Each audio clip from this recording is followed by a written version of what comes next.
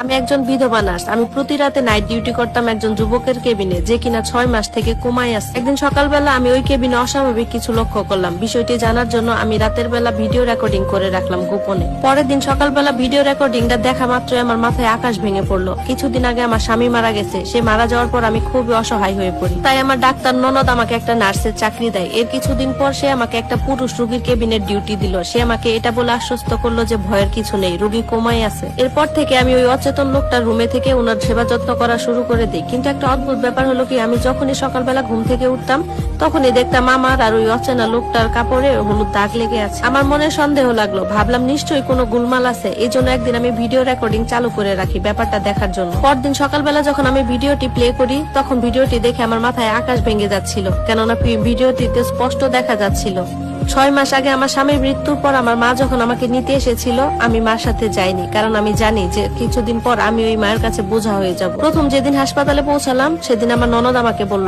আজ তোমার ডিউটি একটা কেবিনে কোমায় থাকা রোগীর।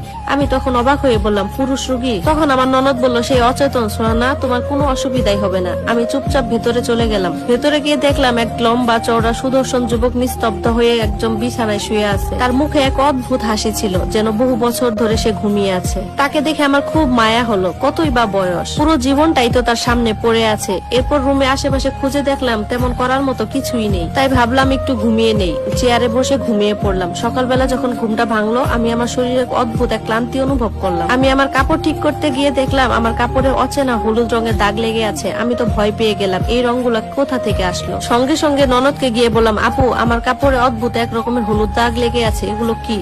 তখন আপু আমাকে ধমক দিয়ে বলল, চুপ করো, এসব কথা কখনো বলবা না। এসব বললে আমার চাকরিটাই চলে যাবে। আমাকে দেখে দুজন নার্স দেখে হাসাহাসি করছিল। তখনই বুঝতে পারলাম যে এই জায়গাটা এতটা পরিষ্কার মনে হলেও আসলে এখানে কোনো না কোনো ভেজাল ঠিকই আছে। পরের দিন ডিউটিতে গিয়ে দেখি আমাকে আবার সেই একই রুমে ডিউটি দেওয়া হয়েছে। পরে আমি আমার ননদকে বললাম যে আমাকে এই রুমটা চেঞ্জ করে দিন।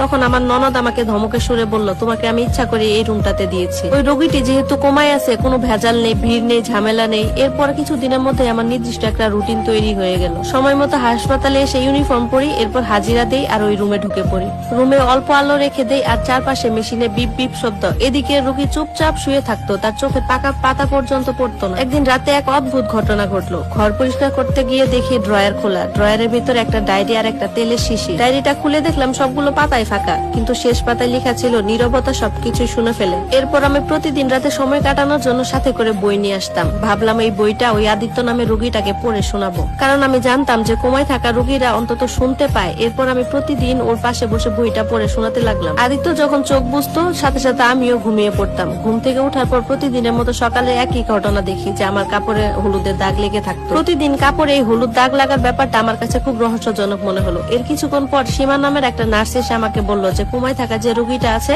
সে নাকি 5 মাস থেকে এখানে আছে। তার বাড়ির কোনো আত্মীয় স্বজন তাকে এখন পর্যন্ত দেখতে আসেনি। আমি অবাক হয়ে ভাবলাম, কোটি টাকার মালিক এই যুবক, অথচ তাকে কেউ দেখতে আসে না। এরপরের দিন রাতে আমি তার দিকে গভীর ভাবে তাকিয়ে রইলাম। হঠাৎ তার নখের দিকে তাকিয়ে আমি আশ্চর্য হয়ে গেলাম। দেখলাম তার দাড়ি আর নখ খুব সুন্দর ভাবে কাটা।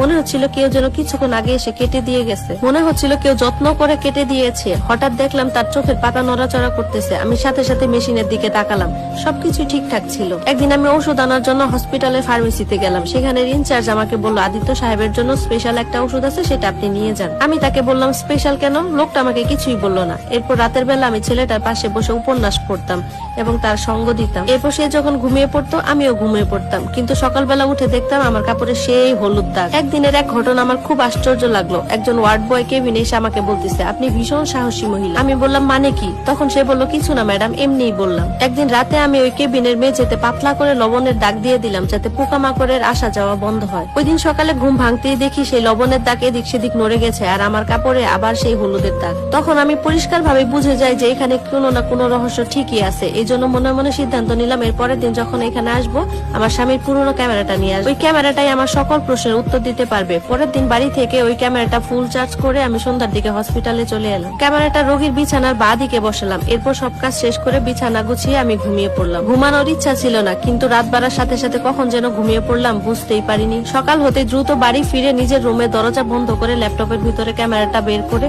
ভিডিও ছাড়লাম। নিজের মনকে শক্ত করে বললাম যেটা আমি দেখতে চাচ্ছি হয়তোবা সহ্যের বাইরে হবে। ভিডিওর শুরুটা ছিল একদম স্বাভাবিক। আমি প্রথমে বই পড়তেছিলাম, এরপর চাদরটা টেনে শুয়ে পড়লাম। সময় এগিয়ে যাচ্ছিল, কিন্তু এরপর এমন এক মুহূর্ত আসলো যেটা দেখে আমার দম বন্ধ হয়ে যাচ্ছিল। কেননা আমার সেই রোগী আদিত্য রায়চৌধুরী ধীরে ধীরে তার বিছানা থেকে উঠে দাঁড়ালেন। প্রথমে দেখলাম বিছানায় বসে বসে তার গলায় এদিক সেদিক নাড়ালো, এরপর দেখি ধীরে ধীরে রুমের ভিতর হাঁটাহাঁটি শুরু করলো। এরপর ধীরে ধীরে সে আমার দিকে এলো, এসে আমার মুখের দিকে অবাক করে তাকিয়ে রইলো। এরপর আমার গায়ের উপর থেকে চাদরটা সরিয়ে আমার মাথায় আলতো করে হাত বুলাতে লাগলো। মনে হচ্ছিল সে যেন আমার কতই না আপন। এর কিছুক্ষণ পর সে তার পকেট থেকে কিছু একটা বের করে আমার নাকের সামনে কিছুক্ষণ ধরে রাখলো। এরপর ড্রয়ার খুলে তেলে শিশিটা বের করে আমার হাতে পায়ে ধীরে ধীরে মালিশ করতে লাগলো। তখন ভাবলাম এই মালিশ করার জন্যই হয়তোবা আমার কাপড়ে হলুদের দাগ লেগে থাকতো। এরপর দেখি সে চুপচাপ তার বেডে শুয়ে পড়লো। আমি তো কাঁপতে কাঁপতে ভিডিওটা স্টপ করে দিলাম। ভাবলাম মানুষটা কমাই নেই, তারপরও কেন এই নাটক করতেছে। সন্ধ্যায় আমি তখন হসপিটালে গেলাম, গিয়ে আমার ননদকে সব ঘটনা খুলে বললাম। কিন্তু আমার ননদ আমার এইসব দেখে বলতেছে, তুমি এসব এআই দিয়ে বানাইছো, এগুলো কাউকে বইলো না তুমি, তাহলে কিন্তু তোমার চাকরিও থাকবে না, আমার চাকরিও থাকবে না। তিনি আমাকে রেগে মেগে বললেন, তুমি এখন এখান থেকে বের হয়ে যাও, আর এসব কথা কাউকেই বলবা না। আমি যখন তার রুম থেকে বেরিয়ে যাচ্ছিলাম, এক ওয়ার্ড বয় আমাকে নিয়ে ক্যান্টিনে বসালো। সে বসে আমাকে ওই আদিত্যর কথা বলতে লাগলো। সে আমাকে যা বললো সেটা শুনে তো আমি মুখের ভাষা হারিয়ে ফেলেছিলাম। সে বলল এই আদিত্যকে নাকি কয়েক মাস আগে বিষ প্রয়োগ করা হয়েছিল। অবস্থা ভীষণ খারাপ ছিল, কিন্তু তারপরও সে বেঁচে যায়। তার পরিবারের লোকজন বলেছিল সে নাকি আত্মহত্যা করার চেষ্টা করেছে, কিন্তু আমি তার শরীরে অনেকগুলো আঘাতের চিহ্ন পেয়েছি। আশ্চর্যের বিষয় হলো সে যখন সুস্থ হয়েছিল সে নিজেই বলছিল যে তার পরিবারের লোকজন নাকি তাকে মেরে ফেলতে চায়। আমি তখন ওই ওয়ার্ড বয়কে বললাম, তাহলে এসব কিছু লুকানো হলো কেন? তখন সে বলল, আদিত্য নাকি নিজেই বলেছিল যে সে যে বেঁচে আছে এই কথাটা যেন বাহিরে না কেউ জানে। সে এই হসপিটালে থেকে গোপন মাধ্যমে নাকি তার প্রমাণ জোগাড় করতেছে। আসল অপরাধী ধরা না পর্যন্ত সে নাকি এভাবেই থাকবে। ওয়ার্ড বয়ের কথা শুনে আমি আমার কেবিনে চলে গেলাম। গিয়ে রুমের দরজাটা লাগিয়ে আদিত্যর দিকে তাকিয়ে রইলাম। তাকে বললাম, এসব নাটক বন্ধ করো, আমি সব জেনে গেছি। সে কিছুক্ষণ পর চোখ খুলে আমাকে বলল, তুমিও সব জেনে গেছো? তাহলে শোনো, আমার সৎ মা আমাকে মেরে ফেলার জন্য বিষ দিয়েছিল। আমার যত সম্পত্তি আছে সে এগুলো নিতে চায়, ভোগ করতে চায়। আদিত্য তার জীবনের সকল ঘটনা আমাকে খুলে বলল। তার কিছুদিন পর সকল প্রমাণ যখন জোগাড় হলো, তখন আদিত্যের সৎ মা আর তার মামাকে পুলিশ গ্রেপ্তার করে নিয়ে যায়। ধন্যবাদ সবাইকে। গল্পটি কেমন লাগলো অবশ্যই কমেন্ট করে জানাবেন।